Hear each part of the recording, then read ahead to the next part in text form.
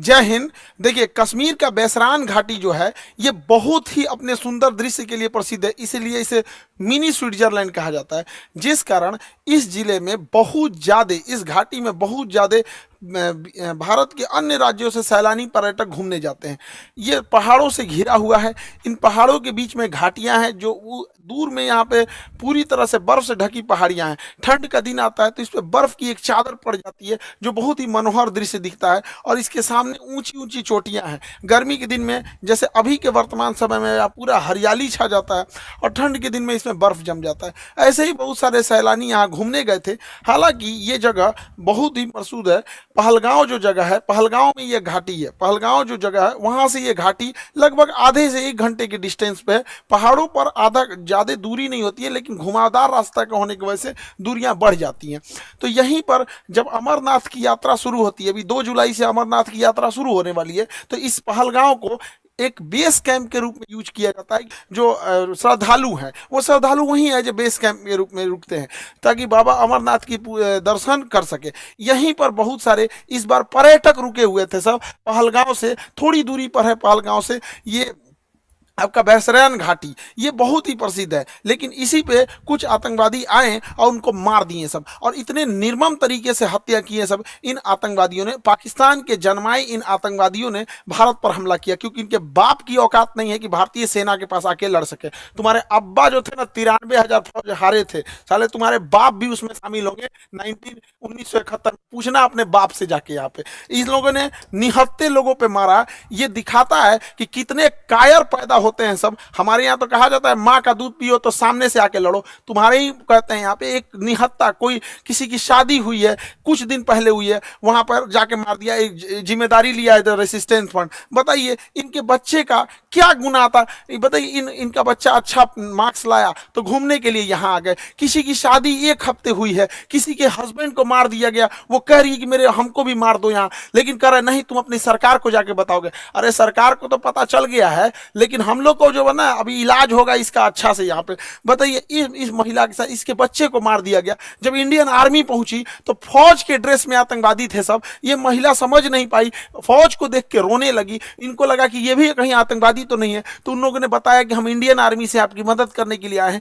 अरे कायर हो, एक तो तुम निहत्थे पे हमला करते हो, उसके बाद से तुम इंडियन आर्मी का ड्रेस पहन लेते हो। यही ना तुम लोग की कायरपन है। खैर, पड़ोसी की औलाद हो लोग साले, तुम लोग की तो इतनी औकात नहीं जो इंडियन आर्मी से लड़ सको। लड़े तो थे एक बार, यही हुआ था। हालांकि हम लोगों ने अभी ऑपरेशन टिक्का प्रारंभ किया है, रेस्क्यू ऑपरेशन चल रहा है, कुछ आतंकवादी मार दिए भी गए हैं, अभी आगे भी कार्रवाई चल रही है। लेकिन इससे क्या होने वाला? अभी मोदी जी सऊदी अरब के दौरे पे थे, तब तक ये घटना हुई, तो सऊदी अरब के दौरे को बीच में ही कैंसिल करके आए, और एक सर्वदलीय मीटिंग भी बुला रहे हैं, जिसपे कि पूरी तरह से निर्णय लिया जाएगा कि इसका क्या फाइनल इलाज किया जाएगा। लेकिन इस चीज को समझिए कि इसके पीछे हाथ किसका किसका हो सकता है।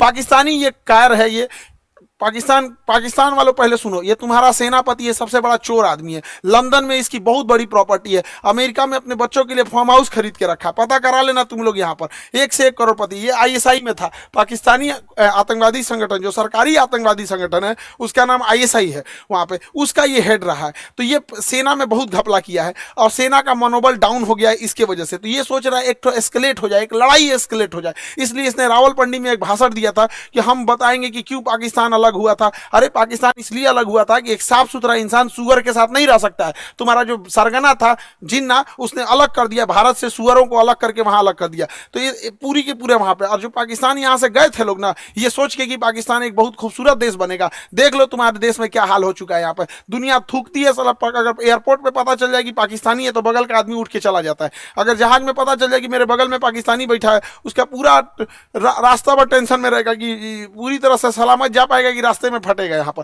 तो ये चाहता है कि अपनी सेना में थोड़ा सा मनोबल बढ़ाने के लिए युद्ध हो जाए।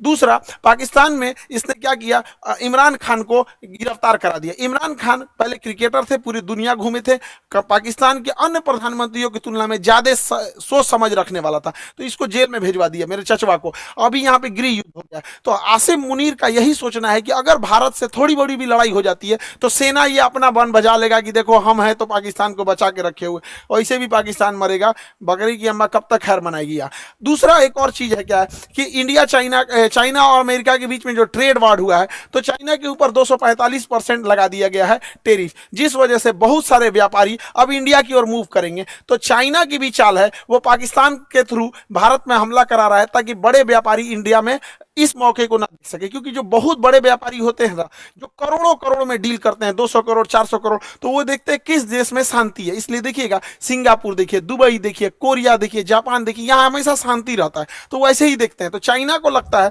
कि इसका फायदा कहीं इंडिया ना उठा ले, इसलिए जानबूझ के चाइना पाकिस्तान को उकसा रहा है। और देखिए जब कोई इंसान भिखमंगा हो जाता है, पूरी तरह कंगाल हो जाता है, अपनी इज्जत खत्म हो जाती है, तो दूसरे को डुबाने में लग जाता है। यही काम पाकिस्तान कर रहा है।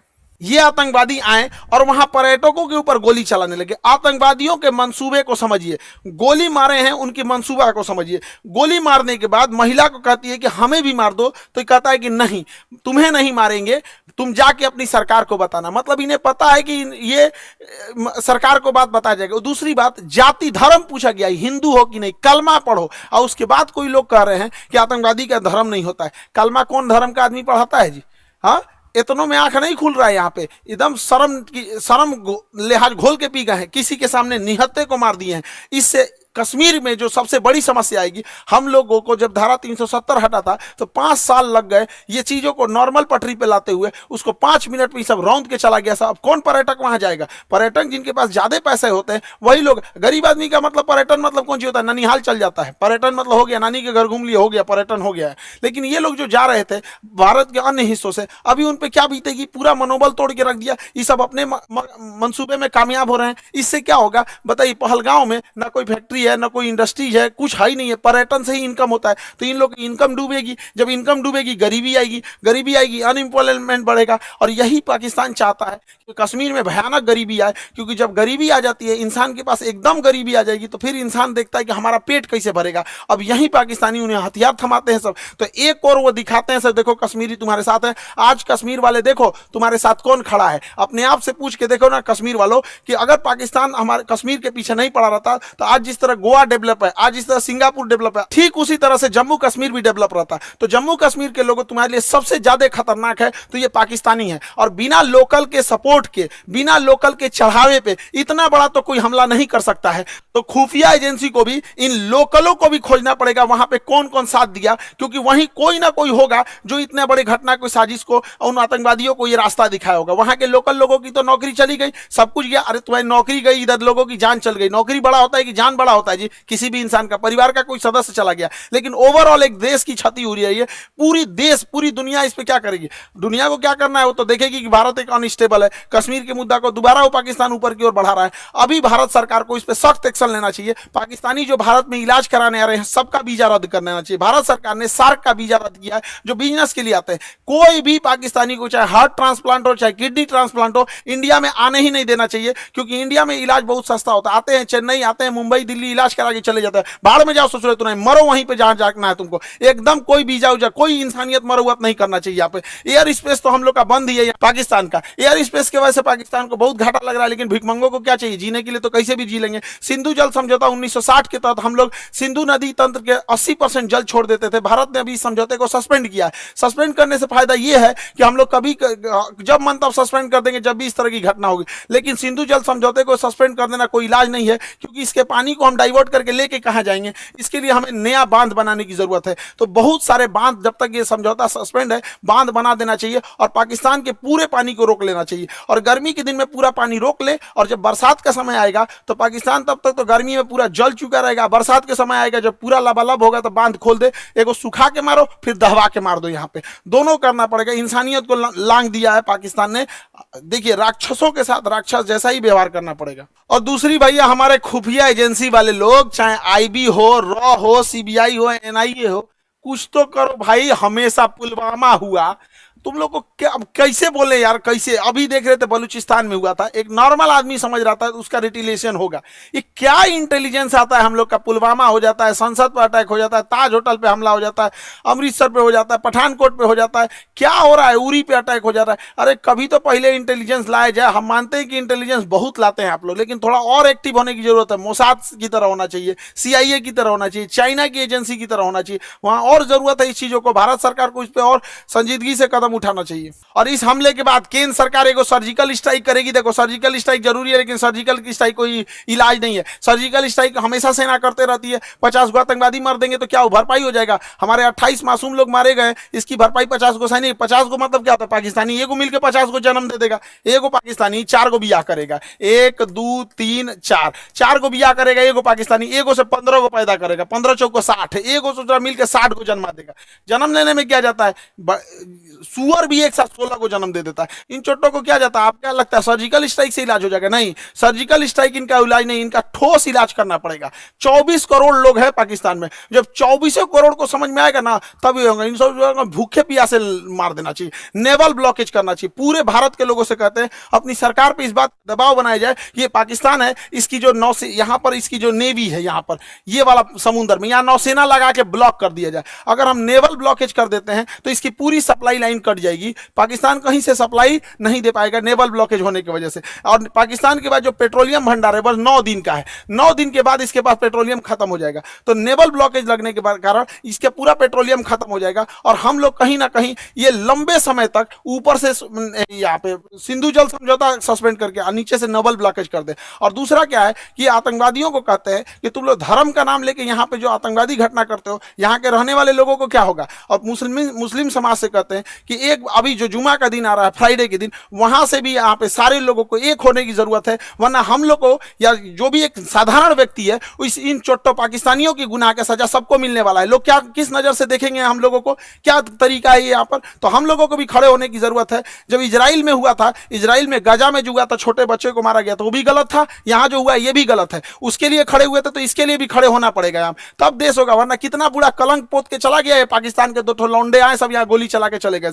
बनी बनाई इज्जत मिट्टी में मिल जाती है। एक अब्दुल कलाम होता है, एक वीर अब्दुल हमीद होता है, और यहाँ डेली 2-4 को निकल के इस तरह कश्मीर में घटना करेंगे। सब किस नजर से देखा जाएगा? हम लोग का रेपुटेशन कहाँ जाएगा? इसलिए एक सामूहिक जिम्मेदारी बनती है कि इसे कंडेम किया जाए, इसकी घोर निंदा किया जाए यहाँ चीजों को सामूहिक तौर पर। और पूरे भारत के लोगों से कहते हैं, चाहे हम तो अपने शिक्षा जगत में है, तो हम तो अपने शिक्षा जगत से हर एक टीचर से भी ये उम्मीद करते हैं, उनसे भी आह्वान करते हैं कि अपनी सरकार पर इस बात का दबाव बनाया जाए कि यहां से नेवल ब्लॉकेज होगा यहां से, ताकि यहां से कोई भी पाकिस्तानी शिप अंदर नहीं जा सकता है, ताकि 9 दिन के अंदर इसका पेट्रोलियम खत्म हो जाए। और ऊपर से सिंधु जल समझौता सस्पेंड कर देना चाहिए, ताकि कोई पानी ना जा पाए और गेहूं की धान की फसलें ना बोल पाए। और बरसात के समय इसे छोड़ दो, इधर दहवा के मार दो, इधर बंद करके मार दो, तब तक जब तक इनको समझ में नहीं आए। वरना ये जो है सब ना पागल हो गए हैं सब, इनका कोई इलाज नहीं है। मानवता की हद लांघ दी है सब। किसी का धर्म पूछ के मारा जाता है किसी को। इंसानियत नाम की चीज है कि नहीं? जिंदा है सब इंसानियत। कोई क्या सोचेगा यहाँ पे जी? पूरे कौम को बदनाम करके रखा है सभी पाकिस्तानी। अगर पाकिस्तान को मिटा दिया जाता, आधा दुनिया शांति से सोएगा। कम से कम एशिया में तो शांति जरूर आ जाएगी।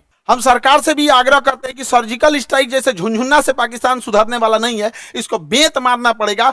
नेवल ब्लॉकेज कीजिए। याद कीजिए 1999 कारगिल के टाइम पे जब नौसेना ने ब्लॉक कर दिया था, तब पाकिस्तान पीछे हटा था, क्योंकि उसकी पूरी राशन सप्लाई और विदेशी व्यापार बंद हो गया था। अर्थव्यवस्था तोड़ना पड़ेगा पूरी तरह से पाकिस्तान का। हम सारे अपने शिक्षक समाज से भी कहते हैं और सारे विद्यार्थियों से भी कहते हैं और देश से भी लोगों से कहते हैं कि इसमें चाहे ट्विटर हो चाहे जैसे भी हो, हैशटैग हम लोग को ले आना पड़ेगा, hashtag naval blockage for Pakistan. ये कुछ ना कुछ करना पड़ेगा ताकि सरकार सर्जिकल स्ट्राइक से नहीं, क्योंकि सर्जिकल स्ट्राइक से सुनने वाला नहीं है। एक बढ़िया से लड़ाई चाहिए होता है, तब उसको अगर वो चाहिए तो उसको दे दिया जाएगा। इसमें हम लोग पीछे नहीं पड़ेंगे। हम तो कहते हैं पहले नेवल ब्लॉकेज करके 1 महीना छोड़ दो, जितना राशन पानी है सब खत्म हो जाए, 1 महीना में फ्यूल वगैरह सब खत्म हो जाए, तब उसके बाद अगला हमला करना चाहिए। इसके जितना बिजली घर है और पुल है रेलवे का तोड़ दो, उसके बाद आधा पंगु हो जाएगा पाकिस्तान यहाँ पे। तो ये छोटे मोटे लड़ाई से नहीं सुलझने वाला है। हम लोग को एक कड़ा एक्शन लेना पड़ेगा। जाएगा, वरना आए दिन इस तरह की घटनाएं होती रहेंगी। कश्मीर को तबाह करके रख दिया, हमारा पूरा एक पर्यटन का व्यापार था। स्विट्जरलैंड कोई क्यों जाता जब कश्मीर इतना बेहतरीन था? कोई कश्मीर के लोग सोच के देखो, तुम्हारा सच्चा दुश्मन कौन है? कश्मीरियों को बदनाम करने वाला कौन है? यही पाकिस्तानी। तुमसे तुम्हारा रोजगार छीनने वाला कौन है? यही पाकिस्तानी। अरे घर बैठे पर्यटक जहां होते हैं वहां पे लोगों की इनकम होती है। गोवा में जाके देखो, वहां के लोगों को घर बैठे इनकम हो जाती है। कोई स्कूटी रेंट पे लगाया, कोई होटल रेंट। ऐसे आतंकवादी घटना होगी तो क्या होगा? कश्मीर के लोगों से भी कहते हैं कि सामूहिक रूप से बाहर निकलिए और ये वहां पे विरोध दिखाइए, ताकि वो विरोध इस्लामाबाद, लाहौर, कराची तक दिखना चाहिए कि कश्मीरी भी इसके विरोध कर रहे हैं। अन्यथा इसका भुक्तभोगी सबसे बड़ा कोई होगा तो आप होंगे लोग। यहाँ पर कोई कौन भुगतेगा? जो लोकल लोग भुगतते हैं वहां पे अगर कोई घटना होती है तो। अब मारने की रही बात, हम लोग तो चुन चुन के मारेंगे लोग, चाहे किसी भी बिल में घुसे रहे लोग। 1971 मत भूलो पाकिस्तान, तुम्हारा एक टुकड़ा करके बांग्लादेश किए थे, अब अगला नंबर बलूचिस्तान का है। और सरकार से भी कहते हैं जिस तरह मुक्ति वाहिनी का खुला समर्थन करके बांग्लादेश बनाया गया था, उसी तरह बलूचिस्तान लिबरेशन आर्मी वाले को, बीएलए वाले भाइयों को, पूरे बलूचिस्तान वाले लोग को कहते हैं पाकिस्तान से अलग हो जाओ, हम तो आपके साथ हैं। जैसे मुक्ति वाहिनी के समय 1971 में साथ दिए थे, उसी तरह एक पाकिस्तान का दोबारा टुकड़ा होगा यहां से और बलूचिस्तान का निर्माण होगा। पाकिस्तान में जैसे इधर का निर्माण हुआ था। वरना अगर हाथ पे हाथ रख के बैठेंगे तो ये इलायचीदाना बराबर बांग्लादेश, जिसको हम लोगों ने जन्म दिलाया था, ये आज हम लोग को आंख दिखा रहा है। ये पाकिस्तान आंख दिखा रहा है। ऐसे हाथ पे हाथ रखने से नहीं होगा, यहाँ पर एक कड़ा एक्शन लेना पड़ेगा। ये आतंकवादी किसी के नहीं हो सकते हैं। इन्हें कोई अगर अपना समझता है तो सबसे बड़ा बेवकूफ है वो है, क्योंकि सांप पालिएगा तो काटेगा ही काटेगा। ऐसा नहीं है कि केवल आपके पड़ोसी को काटेगा। जब ये पहलगांव में ये घटना हो रही थी तो उस समय सैयद आबिद नाम का एक घोड़ा चलाने वाला व्यक्ति, एक कितना ही पैसा कमाता होगा घोड़ा चलाने, इसकी बहन रोक रही थी कि आप मत जाओ, लेकिन ये बेचारा गया वहां पे। और जब आतंकवादियों ने लोगों पे गोलियां चलाने लगी, इतना बहादुर ये अपना घोड़ा छोड़कर आतंकवादियों से हथियार छीन लिया, कहा कि ये हमारे कश्मीर के मेहमान, इन पे गोली मत चलाओ। हथियार छीन लिया। एक सैनिक न होने के बावजूद इसको इतना हिम्मत था, छीन लिया, लेकिन दूसरे आतंकवादी ने इसे भी गोली मार दिया। आज बेचारे का पूरा परिवार, इस बूढ़ी माँ, इस बूढ़े पिता से क्या पूछेगा? पिता से जब मीडिया ने पूछा आप क्या कहना चाहेंगे, तो कहते कि बेटा चला गया, क्या कहेंगे? बेगुनाह था, बेगुनाह मारा गया। यहाँ पे सरकार से भी कहते हैं कि जितने लोग की इसमें शहीद हुए हैं उन लोगों को भी आर्थिक मदद और कुछ ना कुछ इनके अस्थायी जीवन के लिए कुछ किया जाए, ताकि उन्हें एक श्रद्धांजलि दी जा सके। यहाँ पर मुसीबत की घड़ी में हम सब देशवासी एक दूसरे के साथ हैं। उम्मीद करते हैं हम सब एक साथ मिलकर अपनी सरकार का साथ देंगे। सारी राजनीति खत्म, यहाँ पे सब एक होने चाहिए और इसका मुंह तोड़ जवाब देना चाहिए। और हम किस मुंह से कहें, किस भाव से कहें, जिनके यहाँ से किसी का भाई उजड़ गया, किसी के मांग का सिंदूर उजड़ गया, कोई बहन ने अपना भाई खोया, कोई महिला ने अपने पति को खोया, कोई बेटे ने अपने बाप को खोया। किस मुंह से कहें हम लोग, क्या दें उनको सच्ची श्रद्धांजलि दे? इस श्रद्धांजलि से क्या हम उनके परिवार का दुख लौटा सकते हैं? कभी नहीं लौटा सकते। तो कभी ना कभी तो इसे रोकना पड़ेगा ना। नासूर को छोड़ते जाएंगे तो और बड़ा जख्म होते जाएगा। इसलिए इसका इलाज बहुत जरूरी है। लेकिन जिन भाइयों ने अपनी जान गंवाई है, जिन लोगों के परिवार के अपने बिछड़ के गए हैं, दुख की घड़ी में पूरे देश उनके साथ है, लेकिन उनको सच्ची श्रद्धांजलि तभी मिलेगी जब इनका जवाब उनको मिलेगा। जब उन लोगों को जब उनके घर में भी ऐसे उजड़ेंगे, उनके घर से भी ऐसे आंसू बहेगी ना, तो उन्हें समझ में आएगा कि एक मासूमों पे, निहत्थे लोगों पे गोली चलाना कितना खराब होता है। अरे इतना कमजोर तो दुनिया का कोई नहीं होगा। यहाँ पे छोटे बच्चे भी लड़ाई लड़ते हैं तो कभी किसी निहत्थे पे नहीं मारते। कितना नीच गिर सकते हो पाकिस्तान, कभी सोचा नहीं था इस पर। आई होप कि सरकार इस पर कोई कड़ा एक्शन लेगी। जैसा होगा फिर आगे हम लोग देखेंगे। जय हिंद।